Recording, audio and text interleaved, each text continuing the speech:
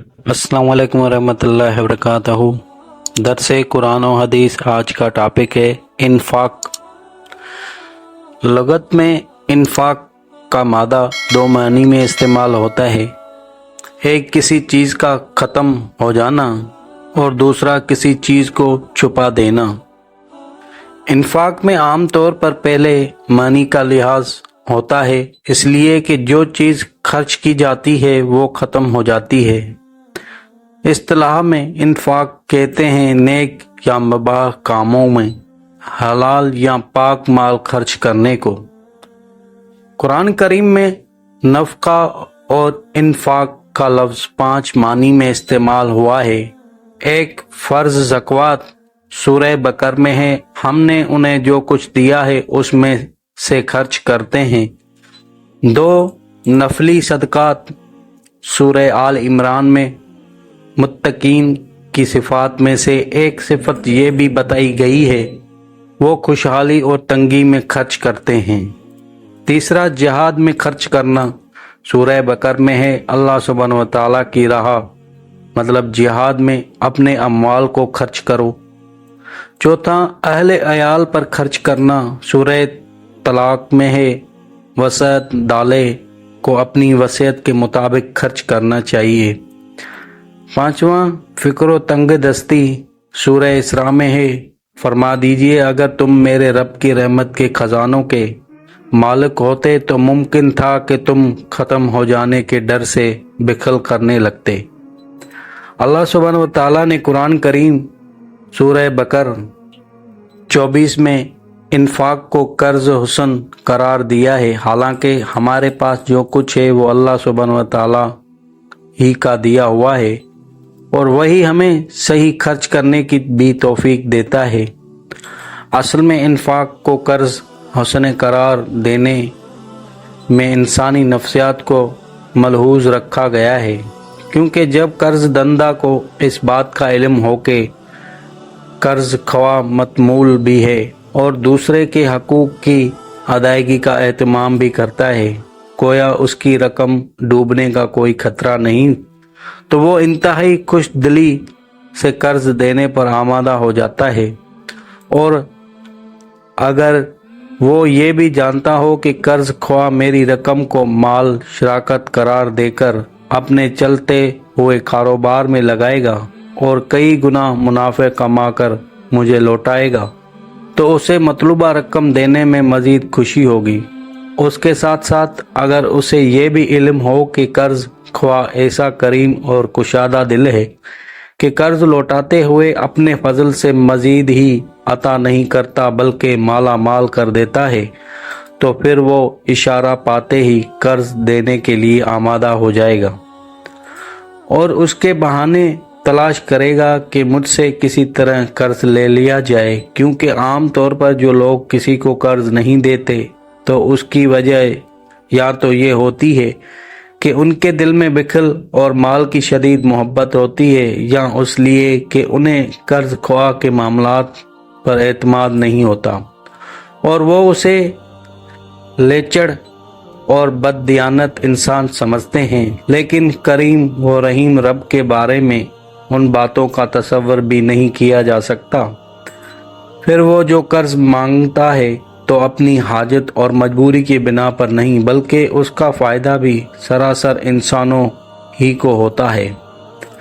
ज़रा सोचिए कि दीन की सरबुलंदी, मुल्क के दिफा, दुश्मनान इस्लाम के तोड़ और फ़िक्रा व मसाकीन पर खर्च करने में किसी का फ़ायदा है, अल्लाह सुब्हानहू व तआला का या अल्लाह सुब्हानहू व तआला के बंदों का? बिलाशुबा इसमें सरासर बंदों का फ़ायदा है। वो ज़ात तो गनी और बेनियाज है। अगर सारे इंसान बिखल करने लगें और माल के ख़जानों पर सांप बनकर बैठ जाएं, तो रब ताला की किबरियाई में क्या फ़र्क आएगा और उसकी बादशाही को क्या नुकसान पहुँचेगा। अहम नुक्ता ये नुक्ता भी मलहूज रहे कि कुरान में जहाँ भी कर्ज का जिक्र आया है वहाँ उसके साथ हुस्न की सिफत भी आई है। कर्ज हुस्न वो होगा जिसके अंदर 3 सिफात पाई जाती हों। एक तैब और हिलाल माल से हो, खबीस और रद्दी माल अल्लाह सुब्हानहू व तआला की राह में खर्च ना किया जाए। दूसरा, पूरी खुश दिली और जाए इलाही के जज्बे से के साथ दिया जाए। तीसरा, ना किसी पर एहसान जतलाया जाए और ना ही किसी को तकलीफ दी जाए। पहली सिफत का ताल्लुक माल से है, दूसरी का अल्लाह सुब्हानहू व तआला और बंदे से, और तीसरी का देने और लेने वाले से है। एक खूबसूरत तशबिया कुरान करीम में अल्लाह सुब्हानहू व तआला की राह में अमवाल खर्च करने वालों को उस शख्स के साथ तशबिया दी गई है जो ज़मीन में एक दाना बोता है और उससे 7 बालियां उगती हैं। हर बाली में 100 दाने होते हैं। गोया एक दाने से उसे 700 दाने हासिल हो जाते हैं, और ये 700 दाने आखिरी हद नहीं बल्कि अल्लाह सुब्हानहू व तआला पाक जिसे चाहे उसे भी ज्यादा अता कर देता है।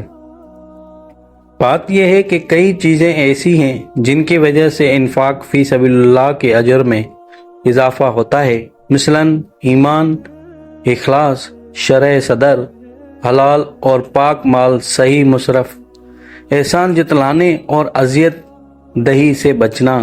सिफात जिस कदर आला दर्जा की होंगी उतना ही ज़्यादा अजर और सवाब होगा, और अगर उनमें नुक्स होगा तो अजर में भी नुक्स वाक़े होना यकीनी है। जैसे काश्तकार ज़मीन में जो बीज बोता है तो उसे बीज के फलने फूलने और बार आवर होने में कई चीज़ों का दखल होता है। ज़मीन ज़रखेज़ हो, बीज उम्दा और सेहतमंद हो, उसे मुसलसल सैराब किया जाता रहे, घास फूस और झाड़ झंकार की सफाई की जाए, कोई नागहानी आफत उसे तबाह ना कर दे। जब ये सारी शराइत पाई जाएंगी तो फिर उम्मीद की जा सकती है कि उस ज़मीन से इंशाअल्लाह दुगनी पैदावार हासिल होगी। यही मेहनत अगर ऐसी ज़मीन में की गई हो जो इंतहाई बुलंदी पर वाक़े हो तो उसके बाद आवर होने के लिए हल्की फवार भी काफ़ी हो जाती है। रसूल पाक सल्लल्लाहु ताला अलैहि वसल्लम की अहादीस भी इन्फाक के बारे में बहुत ज़्यादा हैं। कभी तो आपने जिहाद में खर्च करने की तरगीब दी, कभी गुरबा व मसाकीन पर, कभी अहल व अयाल पर, कभी अज़ा व अकारब पर, और कभी आपने मुतलका अल्लाह सुब्हानहू व तआला की रज़ा के लिए खर्च करने के फ़ज़ाइल बयान फरमाए। चंद अहादीस का मुताला आप भी फरमा लें।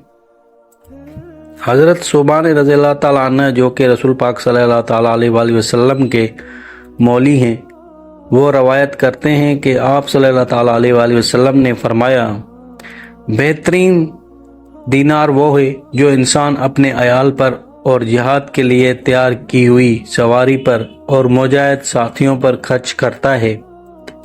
हज़रत अबू मसूद बदरी रज़ियल्लाहु ताला अन्हु से रवायत है कि रसूल पाक सल्लल्लाहु ताला अलैहि वसल्लम ने फरमाया, जब मुसलमान अल्लाह सुब्हानहू व तआला की रज़ा की नीयत से अपने अहल व अयाल पर खर्च करता है तो ये भी उसके लिए सदका होता है।